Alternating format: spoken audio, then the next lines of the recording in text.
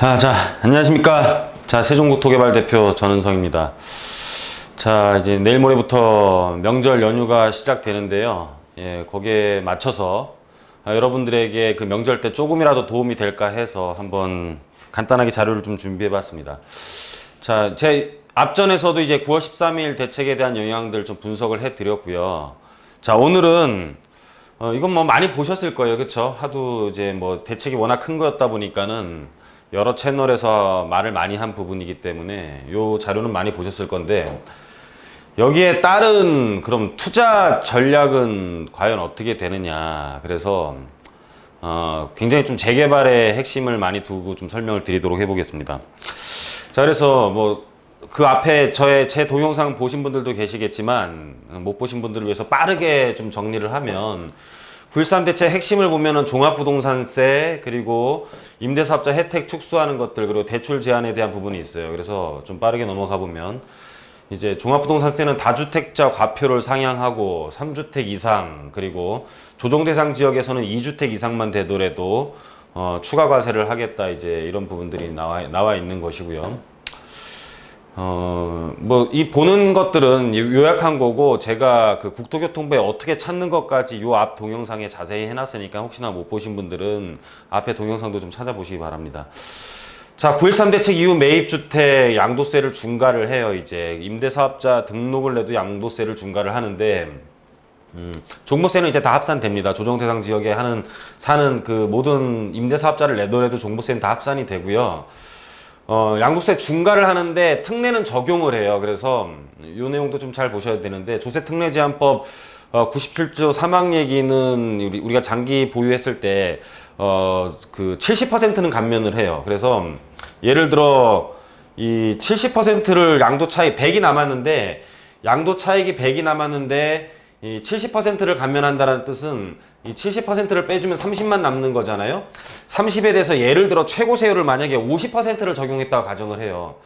그러면은 결론은 뭐냐면은 100이 남았을 경우에 15%의 세금만 내는 거예요. 그래서 6억 이하 85제곱미터 이하의 그 지금 주택들은 임대소득세, 이 종부세는 합산이 되지만 양도소득세는 뭐 최고세율 50%를 적용한다고 하더라도 실질적으로 10억이 남았을 때 한 1억 5천 정도의 세금밖에 안 나옵니다. 그래서 요것은 좀 이용해 볼 만한 거라고 제가 좀 앞 동영상에 말씀드렸더니, 이거 뭐 저희만 세종국토개발만 할 수 있는 생각에 대해서 제가 그 올려놨었는데 많이들 따라 하시더라고요. 그래서 요거는 진짜 많이 나와야 한 15% 나오는 거다 생각하시면 될 것 같고, 그리고 대출 제한 했죠.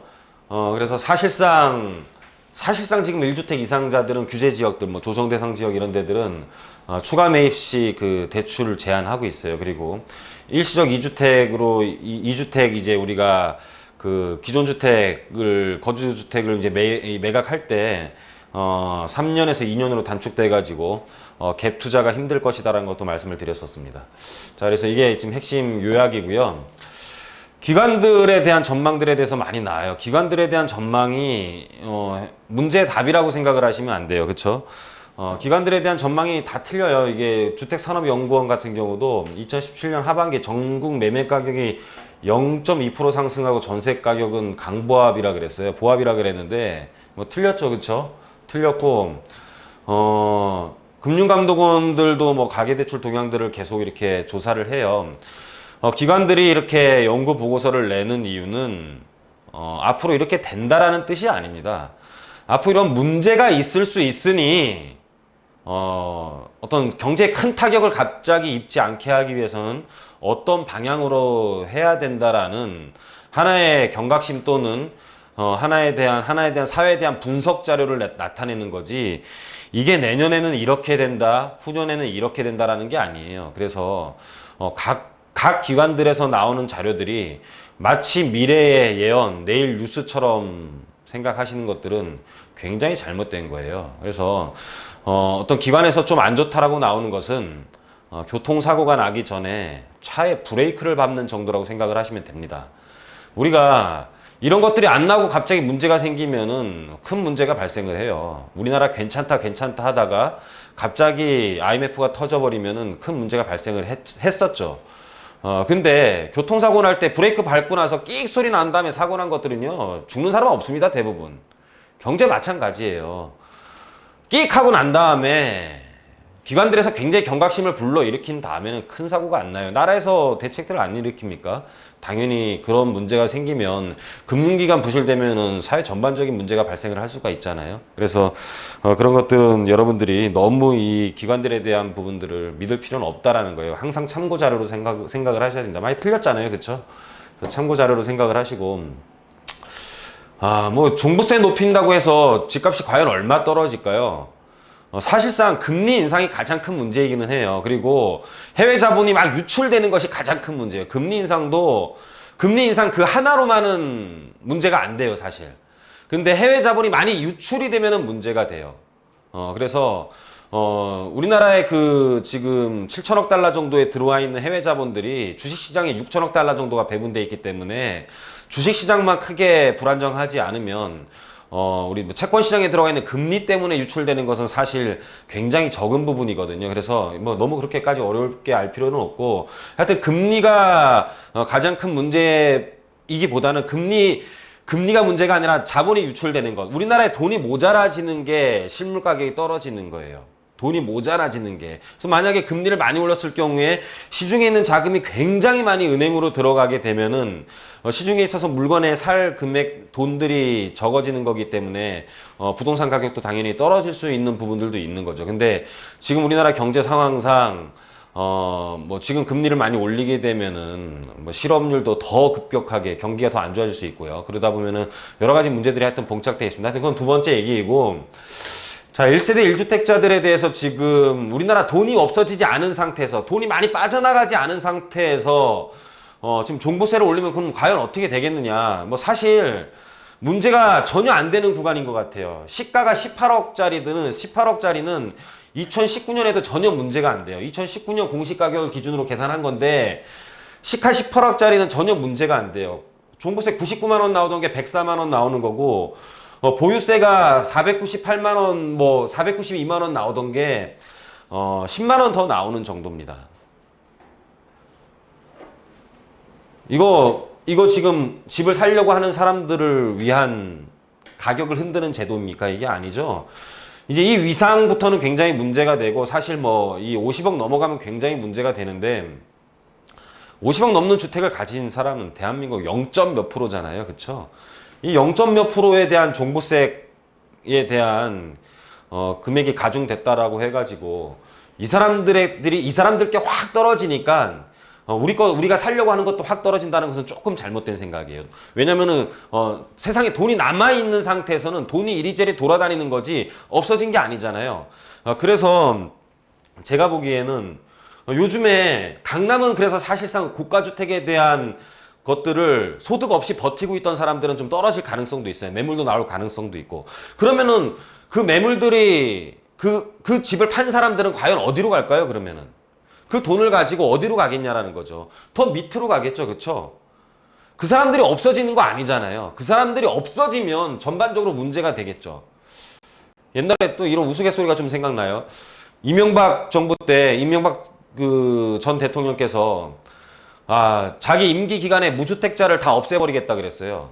그랬더니 주택이 없는 사람들이 뭐 우리 다 죽는 거냐 뭐 이런 말도 했었는데, 여하튼 간에 그 사람들이 없어지는 게 아니라 그 돈이 계속 밑으로 가다 보면은 과세되는 부분을 피해서 돈이 이동할 가능성이 굉장히 높죠. 그러다 보면 사실 우리가 서민들이 살려고 하는 주택들의 가격에 대해서는 상향 조정될 가능성들이 높아요. 왜냐면은 우리 집을 건드려야 되지 않을 부자들이 와서 건드려 버리니까. 무슨 말인지 아십니까? 서울대 갈 놈들이 서울대 안 가고 그 밑에 대학교 가고 그 밑에 대학교 점수 올라가는 거잖아요. 서울대 갈 애들이 없어졌으면 상관이 없는데, 없어진 게 아니라 걔네들이 밑에 대학으로 가면 계속 낙수 효과처럼 해가지고 밑에 대학들의 경쟁률은 높아진다라는 의미예요. 이 부동산도 마찬가지입니다. 아주 좋은 대학 간 애들이 없어지면 점점 하향이 되면서 가격도 떨어지겠죠. 무슨 말인지 이해 가시죠? 그런 의미이기 때문에 그 사람들이 없어진 게 아니기 때문에, 그 돈이 없어진 게 아니기 때문에 여러분들에 대한 우리들이 살려고 하는 것들은 금액이 더 높아질 가능성도 있다라는 뜻이에요. 자, 잘 이해가 가셨는가 모르겠습니다. 이해 갔을 거라고 생각하겠습니다. 자, 잡힌다. 오늘 뉴스입니다. 더 오른다. 9월 19일 뉴스인데 실효성 논란. 둘 다 맞는 얘기인 것 같아요. 방금 말씀드렸던 거랑 똑같아요. 잡힐 수도 있고 더 오를 수도 있어요. 방금 말씀 그대로입니다. 아주 비싼 주택들 잡힐 거고요. 그리고 그런 것들에 의한 돈의 흐름이 밑으로 내려오면서 오히려 더 오를 수도 있습니다. 지금 이 동영상 보시는 분들 과연 어느 편에 서 있는 분들입니까? 제가 보기엔 살려고 하는 사람들이 더 많을 것 같아요. 그쵸? 잘 생각해 보셔야 될 문제고요. 전망 한번 보도록 하겠습니다. 그래서 이거는 아까 이제 우리가 지금 요번 9.13 대책 요약자료 세 줄이죠. 요약자료 세 줄, 신규 대출 금지, 혜택 축소, 종부세 강화. 그렇게 되면 실수요자 위주로 시장은 분명히 재편이 될 것 같아요. 확실히. 실수요자 위주로 재편이 되기 때문에 고가주택에 있는 사람도 자기가 실질적으로 살 수 있는 주택으로 재편이 되는 거죠. 실수요자 위주 시장으로 재편이 되면 어떤 현상이 생기겠냐. 재건축 같은 경우 시간이 오래 걸리면서 보유하는 것들은 굉장히 부담을 느낄 것 같습니다.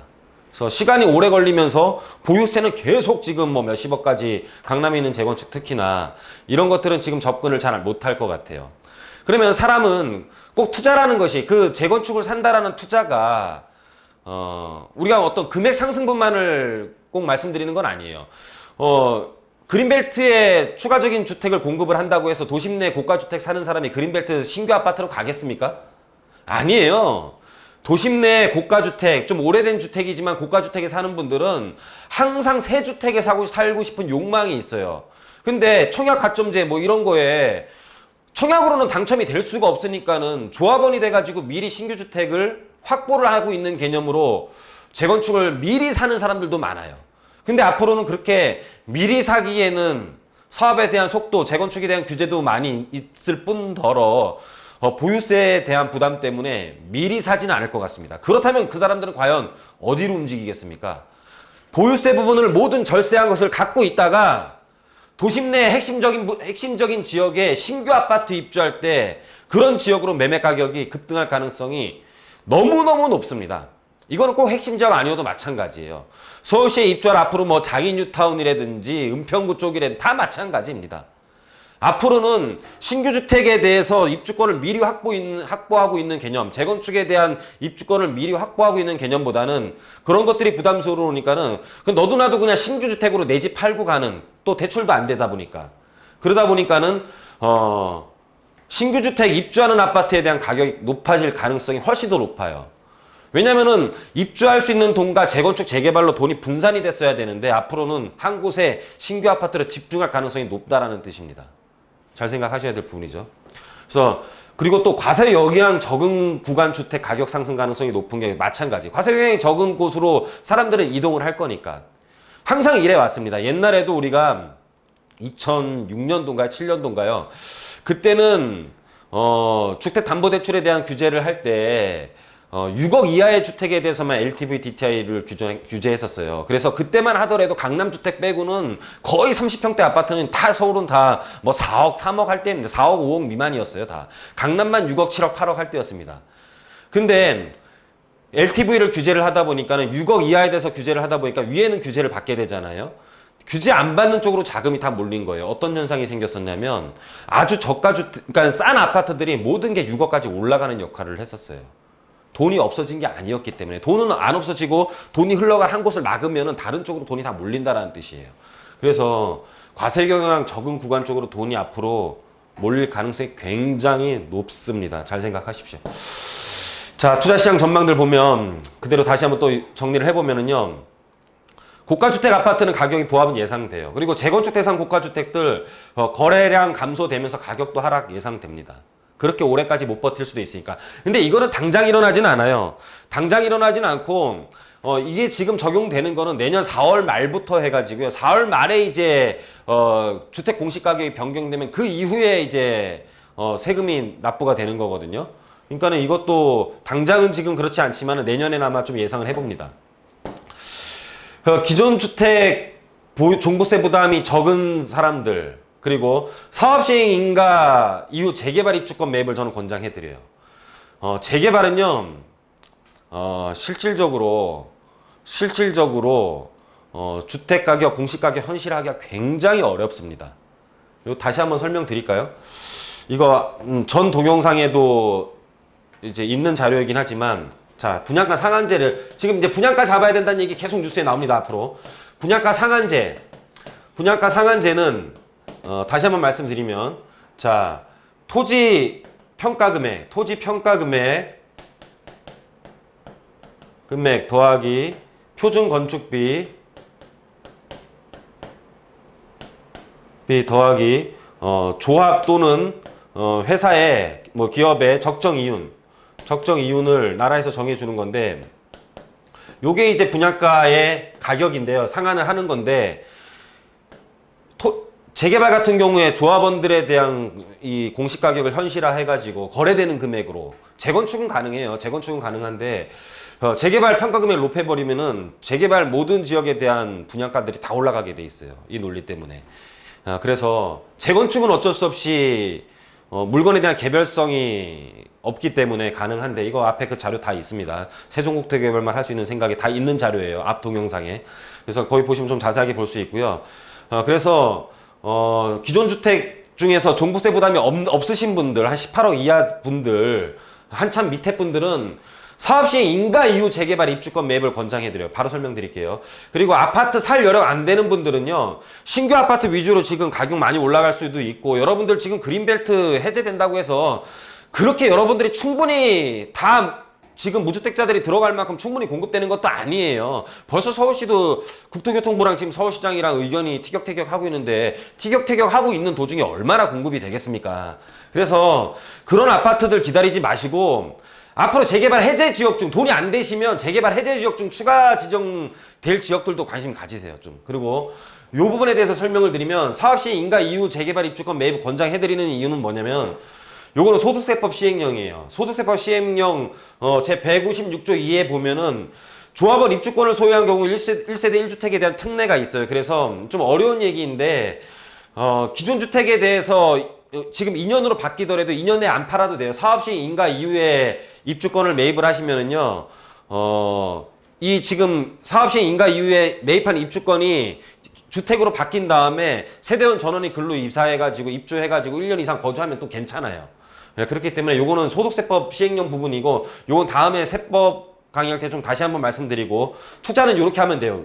이유는 이것 때문에고, 깊게 공부하실 분들은 소득세법 시행령 법제처에서 찾으셔가지고 196조 2항을 보시면 됩니다. 그래서 좀 어려운 내용인데 여러분들 명절 때 고민들 좀 하는데 도움 될까봐 말씀드리는 거예요. 그래서 결론 내리면 사업시행과 후에 재개발 위주의 입주권 매매가 또 활발해질 걸로 판단이 돼요. 그래서 결론 내리면 마지막으로 이제 이 시장에 있어서도 활발해질 수 있는 것들이 낙수 효과를 계속 일으켜서 세 부담이 없는 쪽으로 돈이 계속 몰릴 것이다.